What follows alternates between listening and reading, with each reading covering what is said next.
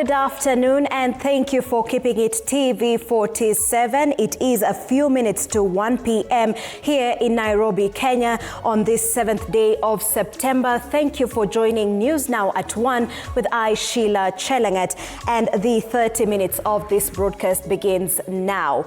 We begin across the borders where President William Ruto is in Addis Ababa for the second Africa Climate Summit. The meeting, first hosted by Kenya in 2023, seeks to place Africa at the center of global climate solutions while pushing for green growth and fair climate financing. During this summit, the leaders will also attend the Africa CARICOM Summit aimed at strengthening ties between Africa and the Caribbean. Let's listen in.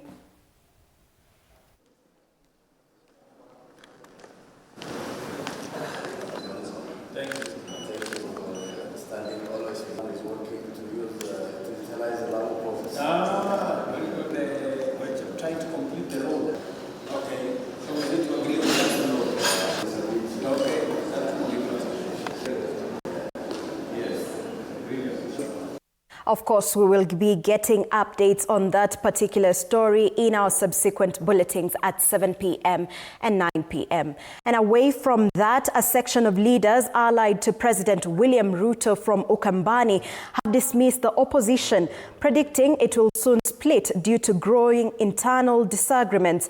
Speaking during a border empowerment drive in Mboni, Makueni County, the leaders criticized the opposition's recent appointment of former United Secretary General Dr. Mukhisa Kitui as spokesman, saying it was an early sign of cracks within the coalition.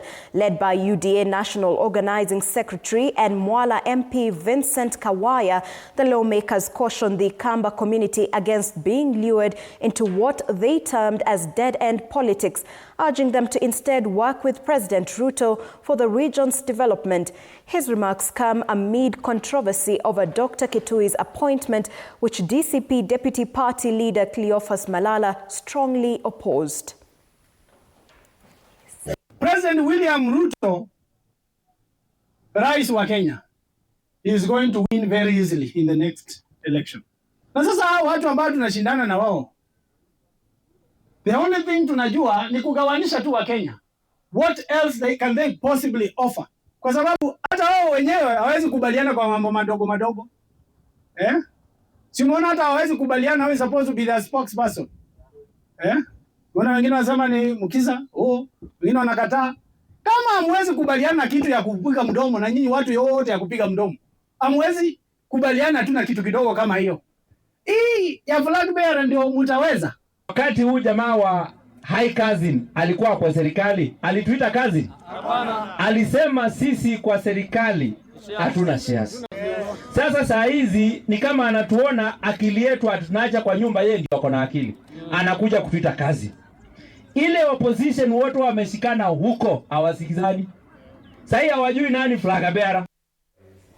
And Kitui Governor Julius Malombe has expressed his dissatisfaction with the newly government's introduced electronic government procurement system, arguing that it may negatively affect and undermine devolution operations if it's not looked into.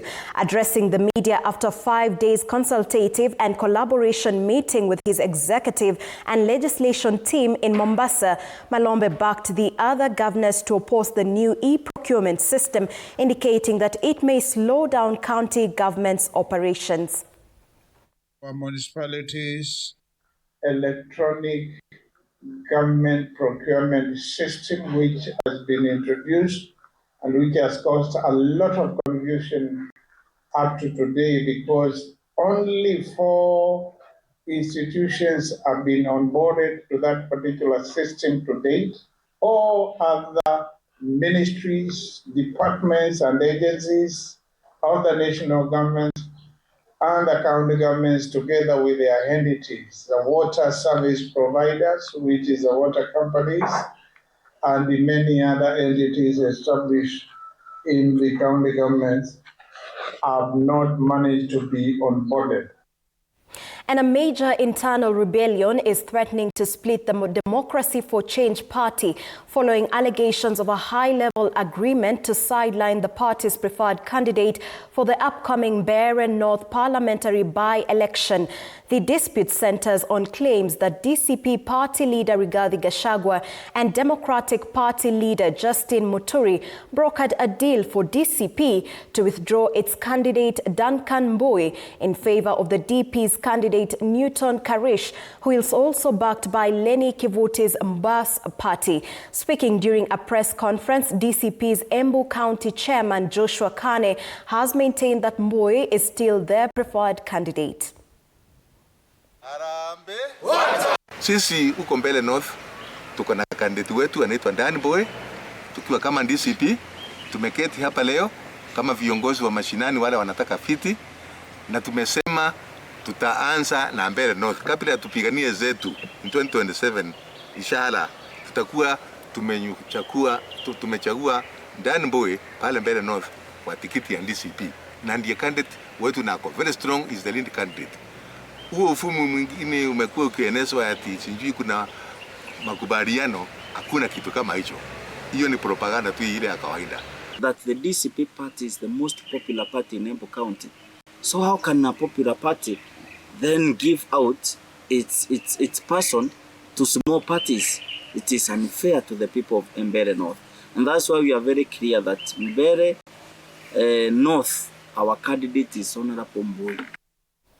And to matters environment, the government has pledged to protect residents of Budalangi from perennial floods that disrupt their livelihoods. Water Cabinet Secretary Eric Muga has announced the construction of more dikes that will be constructed to curb flooding and secure businesses. Our reporter Juliet Kimwe with the details. Water Cabinet Secretary Eric Muga has assured Budalangi residents that the flood control measures put by the government will allow them to thrive economically without constant fear of water-related disasters. 680 meters ambayo inaishia hapa Mabinju. Munaiona amuyoni. Munaiona amuyoni. Na nimepitia pale fish banda nikija. Nikakutana na wamama ambao wanafanya zile biashara ndogo. Wamepata wanakaa chini, wako biashara inaendelea, na wamesema pia wanashukuru sana. The move has been welcomed by Budalangi Member of Parliament Raphael Wanjala, who has urged the government to extend the project across more areas to shield additional families from danger. Hatujawahi tengenezewa dike vizuri vile hii imetengenezwa. So tukienda tukifungia pale Sigomere, tutakuwa you have sorted us forever. Ile pesa tutahitaji tu sasa ni maintenance. Tulikuwa hapa na rais wetu Mheshimiwa Dr. Samuel Ruto. Akaweka jiwe la msingi ambalo liko hapo. Na akasema kazi itaanza kwa mbio sana. Kweli kazi ya leo tunaona imekamilika. Meanwhile, residents have been urged to maximize the reclaimed land by engaging in farming for food security and economic stability. Reporting for TV47, I'm Juliet Kimwe. And away from that, the Ministry of Trade and Industry has initiated a partnership with stakeholders to invest in the industrial sector, creating job opportunities for the young people in the country. Speaking at the launch of a TV screen manufacturer Vision TV Plus at Tatu City in Kiambu County, the Principal Secretary for Trade, Regina Ombam, said that the industrial sector is a key player in the growth of the economy. PS Ombam says the state is determined to create a conducive environment that will attract investment and foster innovation. She added that the opening of the first ever electronic plant at Tatu City is testament to the private sector's commitment to support the government's agenda of job creation through industrialization. This facility is a bold step towards our vision for quality and affordable electronics for every Kenyan home. A testament to our commitment and agile value delivery, where we promise to meet local technological needs as efficiently as possible. For a long time, the East African market has been served by imported electronics. Through this plant, I am sure that hundreds of young Kenyans will gain hands-on skills in electronics assembly, repair, recycling, and research and development. These are the 21st century skills that will benefit this company and strengthen Kenyans' overall capacity in advanced manufacturing and environmental sustainability. As a government, we fully support such technology transfer initiatives, particularly those that promote circular economy practices and help us reduce electronic waste. And a clarion call has been made to legislators to prioritize working for the people who elected them before their term limit elapses, as their scorecards will be dependent on development and not politics. Led by Embakasi East Member of Parliament Babu Owino, who won the overall best performing MP nationally, the leaders pledged to continue working even harder for their constituents. Other legislators who were awarded include Kisumu County Woman Representative Ruth Odinka, MP Kakai Bisau of Kiminini, Joseph Makilap of Baringo North, Badi Twalip of Jomvu, Didmas Baraza of Kimilili, and Nyali Mohammed MP Ali. Among other entrepreneurs, Rose Ntongondu of Makeup by Rose and SP Njoroge of Simpet Group emerged winners in the business category, with the companies being awarded for their outstanding impact in empowerment as well as creation of employment opportunities despite challenging business environment. These sentiments were made during the Super Choice Awards ceremony in Nairobi.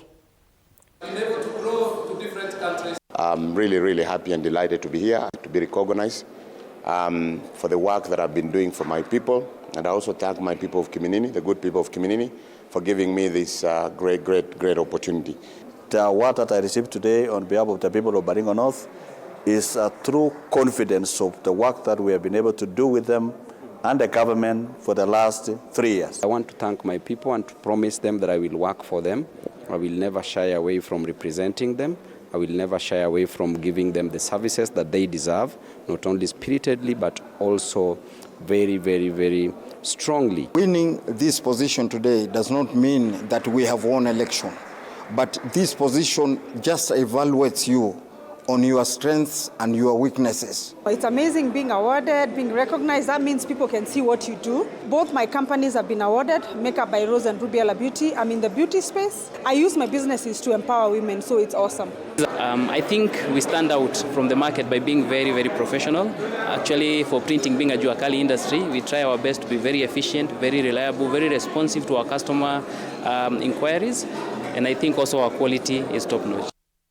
And away from that, Kiharu Member of Parliament Ndindi Nyoro has criticized the government's growing reliance on securitization, warning that it amounts to what he terms as borrowing by another name and risks burdening future generations. Speaking while attending the CBF Business Forum Breakfast and Expo at Sitam Nyeri Sanctuary, the MP questioned the logic behind securitizing fuel levies and road maintenance funds to borrow up to 100 billion Kenyan shillings every month. He argued that such financial maneuvers sidestep deeper issues of fiscal management instead of addressing them directly.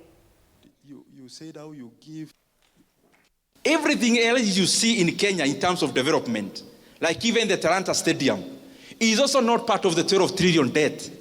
That is another debt, securitization of the sports fund, where we borrowed 46 billion and we'll be paying 100 billion in interest rate alone after 15 years. Even the expansion of Nairobi-Nakuru Road is also not part of the 12 trillion we have borrowed. That is NSSF money being used as a PPP to build that road. I request those who are in government, you have already borrowed 1.2 trillion every year. And even what we can see with our eyes is actually not part of that borrowing. Please, kueni na huruma ya nchi ya Kenya. Even as we preside over the affairs of our country, let us be, tujue kwa akili zetu ya kwamba there is Kenya after elections. Let us not run our country in terms of overheating it. We must avoid to become like Sri Lanka. We must avoid to become like Ghana. We must avoid to become like Ethiopia. We must avoid to become like Zambia in the recent years. Because Kenya is a strong country with internal resources. This issue of profligate borrowing must come to an end. And Kenya and Somalia are stepping up their collaboration to support small-scale traders from both countries with a focus on empowering women and youth. After visiting the Ismail exhibition at the BBS building in Eastleigh, Somalia's ambassador to Kenya, Ibrahim Abdullah, emphasized the importance of joint efforts to uplift these traders. The partnership aims to enhance economic opportunities and promote cross-border trade between the two nations. Utakuta biashara nyingi ambazo tunakuwa kwenye expos, wanawake ndio wanajitokeza sana. So naomba serikali itushike mkono, wamama wanataka support, financial support. Lengo na dhumuni la kongamano hili la kibiashara siku ya leo, ambapo tumeweza kumwalika balozi wa Somali hapa katika kongamano hili, ni kuweza kuleta uhusiano kati ya wanabiashara wadogo wadogo wa Kenya na wanabiashara wadogo wadogo wa Somalia, ili tuweze kuja kama kitu kimoja. I'm also excited to see almost all these businesses are run by women, girls. That is an amazing story itself. I mean, it tells you that business, or local business, or economic as such, is always driven by small business, particularly small business run by female, particular girl. The two countries are now working together. I think a few months, at the beginning of this year, I think it was February, we held a Somali-Kenyan trade week, where almost 100 companies showcase their product. So the trade is going very well. And I think this is also an example. I'm encouraging Ismail to take this to Mogadishu as well, to Somalia. Topspin Brand Limited has recognized outstanding brands across various industries. The event brought together business leaders, innovators, and entrepreneurs. During the ceremony, several brands were honored for their excellence in innovation, creativity, sustainability, and market impact. Awards were presented to companies drawn from diverse sectors, including technology, manufacturing, fashion, agriculture, retail, and service industries.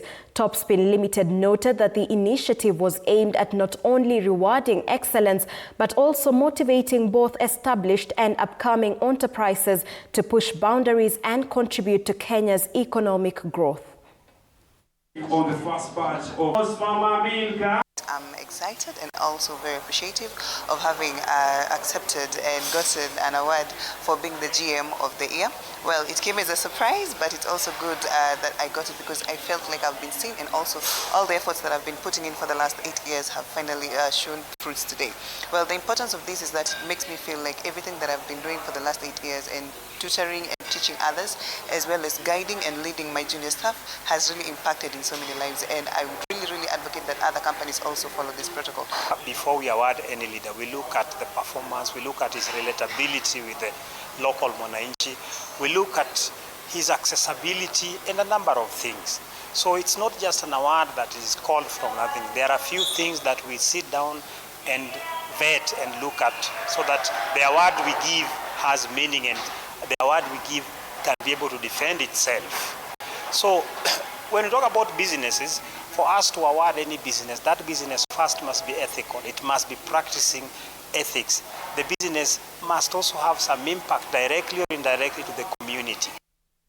And away from that, hundreds of Muslims took to the streets this weekend in a peaceful procession to celebrate the birth of Prophet Muhammad, a key event in the Islamic calendar known as Maulid an-Nabi. The colorful procession, marked by prayers and chants of praise, culminated in a 2-day free medical camp at the Al-Huda Mosque. Speaking during the celebrations, Bilal Abdulaziz, coordinator of Nairobi Zephyr 2025, emphasized the importance of unity and compassion in Kenyan society.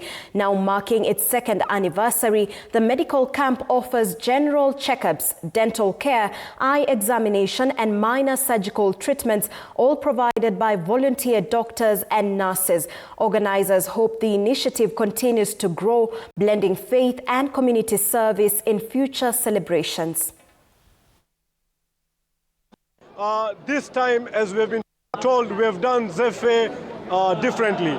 We have done 2 days medical camp. Last year we did 1 day. This year we are doing 2 days at Masjid Al-Huda. Some of these services are not accessible to a lot of patients. That is why we thought of coming to the ground and offering free consultations, free medication, and free pain therapy and nutritional support to the patients. Hata jana nimekuwa hospitali. Niko na kitabu, nimeandikiwa madawa nikanunue, singeweza kuzinunua. Uzuri ya hapa nimepata dawa zote. Matibabu yanaendelea na pia tuangalie mchango wetu tunaoweza kupeleka kwa ndugu zetu wa ardhi ya Palestine.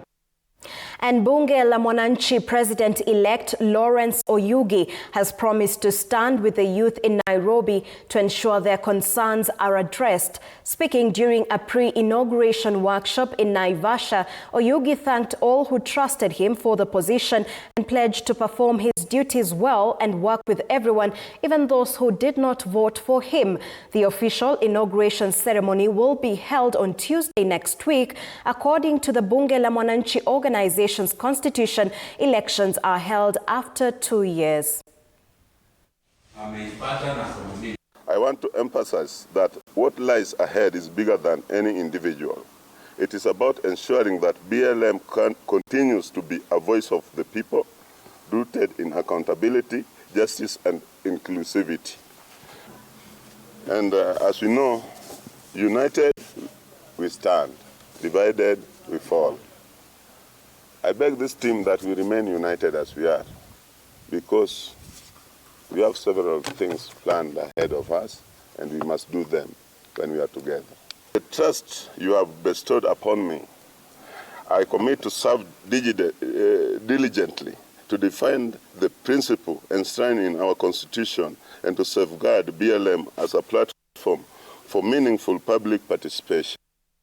And the Muslim community in Laikipia County has been urged to remain united and shun divisive politics following the recent insecurity incidences in the area. Speaking during a fundraising event at Jamia Mosque in Nyahururu, Laikipia County Governor Joshua Irungu explained that disunity would make the county miss out on government-funded projects. On his part, Laikipia East Deputy County Commissioner Patrick Muli advised residents to unite against crime, urging them to volunteer information that would help in addressing the insecurity.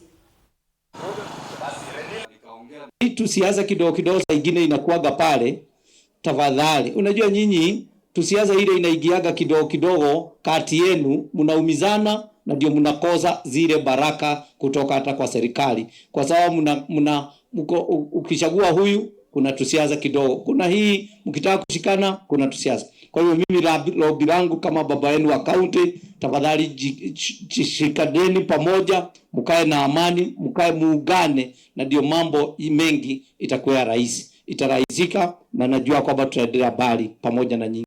La maana ni kwamba wakati wowote ukiona jambo, tafadhali sema, usijiite mnyonge. Usianze kusema wewe, hiyo ikasi iko na wenyewe. Hii kasi ni sisi zote. And environmental experts are calling on the National Environment Management Authority, NEMA, to urgently streamline and modernize its information management systems, saying the gaps in data coordination are slowing down compliance, enforcement, and weakening environmental governance. They argue the efficient systems will not only ensure faster access to critical data for policy and decision-making, but also boost transparency in the management of Kenya's natural resources. We are raising an urgent alarm and cry to the public, government, and other involved stakeholders to take note that the NB system has paralyzed the entire sector of environment. The licensing process, the environmental licensing process, is a very important process in any project. It has an implication even on funding. We have developers who are seeking funding, awaiting these licenses, and now we are stuck. Stand in solidarity. Together we must demand legality, transparency, accountability, and functional systems from our government. The National Gender and Equality Commission has launched a 2-day data collection drive in Laikipia County focused on gender-based violence in marginalized communities. The initiative comes amid rising school dropouts among girls, with leaders saying accurate data will help shape stronger policy responses to the crisis. Faith Wangari reports. The National Gender and Equality Commission has rolled out a 2-day data collective initiative in Laikipia County targeting gender-based violence with marginalized communities. The exercise seeks to strengthen interventions that protect girls and protect access to education. At the Minorities and Marginalized Affairs Unit, currently we are doing a policy and an affirmative action plan to see that these communities are represented in the national government. So working together with NGEC, we are going to leave Laikipia with data on the effects that these school-going girls are going through. The Commission notes rising cases of school dropouts, especially among girls linked to gender-based violence. They say incredible data will also allow policymakers to understand the scale of the crisis and design targeted interventions. The forum will generate actionable recommendations to guide legislative reforms, policy interventions at both county and national levels. Leaders insisting the credible data is a foundation for equality, inclusion, and social justice in the fight against gender-based violence. We shall be collecting data in 13 schools in Laikipia. Then we'll sit down and compile the data. We know that it has come at a correct time because this is the time when you are opening for third term in schools. Our girl child ameadhirika kukuwa marginalized, kuwa haezi pata ile education ambayo tunaweza sema quality education. Faith Wangari, TV47 Nairobi.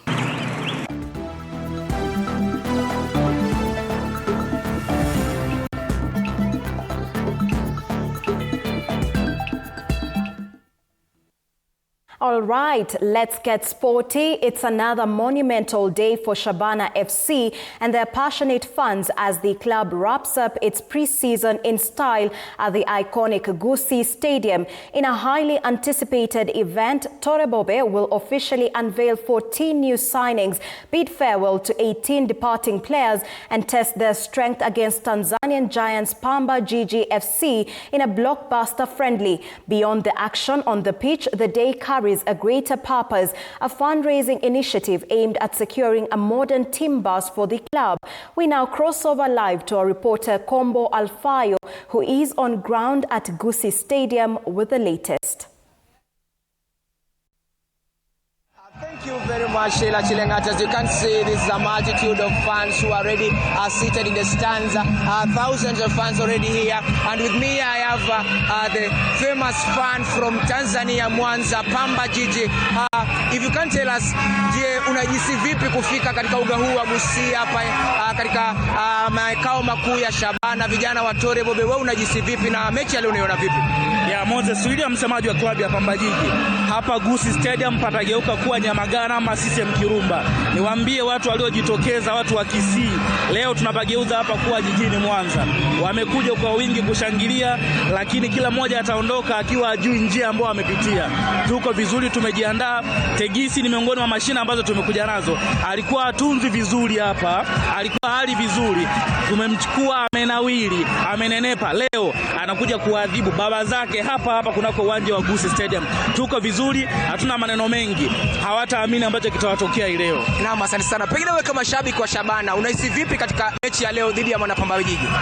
Kwanza napongeza kikosi ambacho kilikuja hapa kikaandaa hiyo mechi.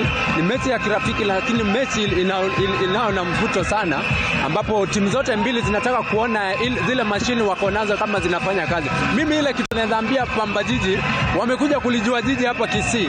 Hapa ndio Gusii Stadium, hapa ndio patoki mtu, na hapa ndio wataona lile jiji wanasikianga. Hapa ni Shabana FC.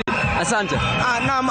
Sheilar Chelangat, if I can give you a brief, is that remember that Shabana FC has let go of 18 players who were in the previous team and has brought new signings, that is 14 players, and it's a team that is going to be unveiled today here at Gusii Stadium. I don't have much to say, but I'll be briefing you in our upcoming bulletin. I don't have much to say, but pass the mantle back to you. My name is Kombo Alfayo from Gusii Stadium here at this time. Thank you very much, our very own Kombo Alfai. Of course, that story, we will be getting it in our subsequent bulletins. And away from that, the national soccer team Harambee Stars are continuing with their preparations ahead of their dead rubber FIFA World Cup qualifier tie against Seychelles on Tuesday at the Kasarani Stadium. The Stars are coming off a thorough 3-1 thrashing by Gambia on Friday evening and will be hoping to turn the tide around in front of their home supporters. 9, 8, 7, 6, 5, 4, 3, 18, 17, 16, 15. Yeah, play. One pass. 3, 2, 1. Allez, go. Control, go pass. Come back.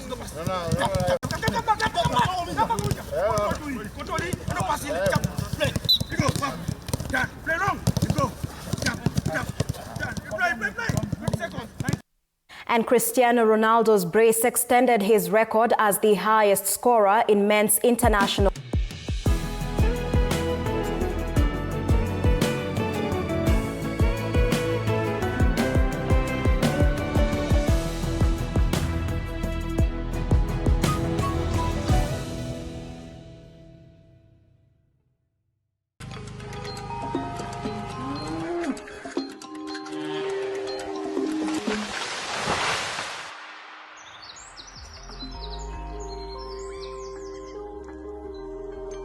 Our world is changing every day, and so should we, for the better. Each week, we tackle the big why, the question that should be on everyone's minds. Why isn't this fixed yet?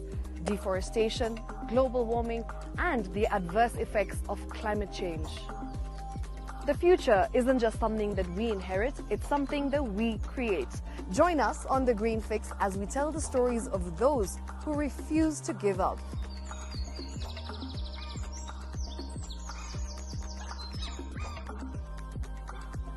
When it comes to fixing the planet, there is no time to waste.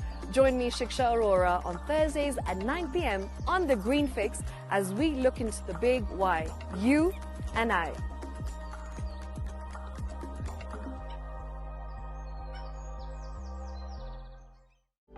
For comprehensive information and education on your health, Body Garage is here.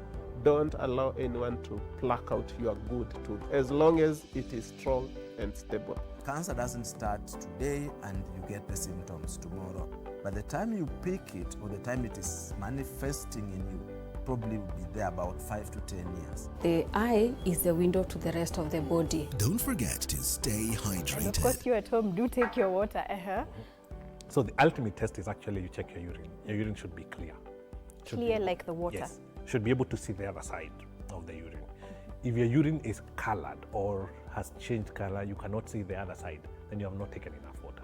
Don't forget regular health checkups. Early detection saves lives. I want the message be, we can prevent cervical cancer. We prevent cervical cancer in several ways. You have young girls and even somebody who's above that age, you can pay at least every 3 years. Somebody should have a pap smear done. If you are 40, 45, 50, going upwards, once a year, please go see a doctor. Yeah, it's just for normal routine maintenance.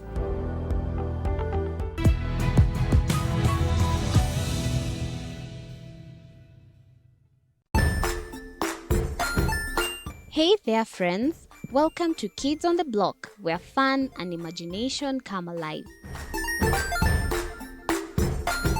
We dive into magical world filled with exciting adventures and awesome friends. What position were you in? I was number 2. What position were you? Number 1. He decided to cross the bridge by his house and look for food on the other side. We're going to do half cup of chocolate chips, and the other one, we're going to do half cup of the blueberries. So, grab your imagination hats and get ready to explore with us. Join us every Saturday at 9 a.m. for new friends, amazing stories, and tons of laughter. Jiunge nasi tunapoangazia safari za viongozi bora.